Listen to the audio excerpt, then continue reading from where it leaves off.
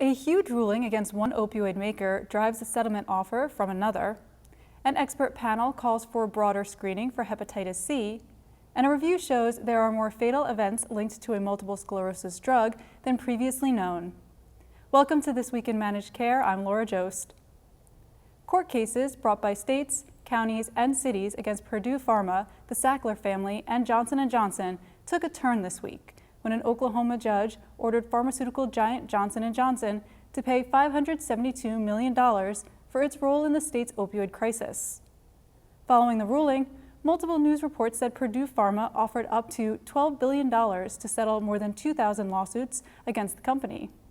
Settlement talks include 10 state attorneys general and Purdue attorneys meeting in Cleveland. Johnson & Johnson, which said it would appeal the Oklahoma ruling, is reportedly involved in the Cleveland talks as well. In a statement, the company said it remains open to viable options to resolve these cases, including settlement. According to news reports, Purdue attorneys have said the settlement is the only way the company can avoid bankruptcy. The opioid crisis is being blamed for a rise in hepatitis C virus in younger adults, and this week the U.S. Preventive Services Task Force said it is looking to expand its 2013 recommendation on who should be screened for the virus. The original recommendation targeted baby boomers, based on CDC data that showed those born between 1945 and 1965 accounted for 75% of those living with the infection. But the rise in heroin use over the past decade has led to an increase in HCV infection in younger adults, and the new screening recommendation will include adults from 18 to 79. Said Dr. Douglas K. Owens of the Stanford Health Policy Center, who chairs the task force. The explosive growth in HCV has been fueled by the opioid epidemic, with the spread of HCV into younger populations. HCV now kills more Americans than all other reportable infectious diseases combined, including HIV. The drug alemtuzumab, sold as Lemtrada, may be linked to more fatal adverse events than researchers realized in the past.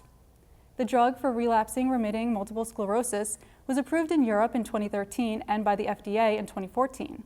The discovery of 10 fatal events related to treatment came in a review published in BMS Research Notes that examined records in the European Medicines Agency database. The adverse events include alveolar hemorrhage, neutropenia with staphylococcus infection, and autoimmune hemolytic anemia with necrotizing leukoencephalopathy. In December 2018, FDA warned of rare but serious cases of MS patients treated with alemtuzumab having strokes and tears in the lining of their arteries in their head and neck. Authors of the new research concluded, patients, physicians, and regulatory authorities should be aware of the serious risks associated with alemtuzumab treatment, which must be weighed against the high and durable clinical efficacy. FDA has granted fast-track designation to the SGLT2 inhibitor dapagliflozin, sold as Farxiga, to slow the progression of kidney failure and prevent cardiovascular and renal death in patients with chronic kidney disease. The designation allows FDA to expedite review of data from the DAPA-CKD trial, which is set to conclude in 2020, and will look at the drug's safety and effectiveness in patients with and without diabetes on top of standard of care. AstraZeneca, which makes dapagliflozin, is separately scheduled to release full results from the DAPA-HF trial, which reports outcomes for the drug in patients with heart failure, including those with and without diabetes. Those results will be reported in Paris at the meeting of the European Society of Cardiology. Said AstraZeneca's Mene Pangalos, chronic kidney disease affects an estimated 37 million people in the U.S. and is often associated with an increased risk of heart disease and stroke. This fast-track designation is an important step towards more quickly addressing unmet treatment needs in chronic kidney disease. Finally, the intersection of diabetes and cardiovascular care was a theme of the most recent meeting of the Institute for Value-Based Medicine held in Arlington, Virginia. You can read our coverage of advances in diabetes technology and therapy at ajmc.com. And learn more about our upcoming session of IVBM in oncology, which will take place in Philadelphia at the Sofitel Hotel on Rittenhouse Square.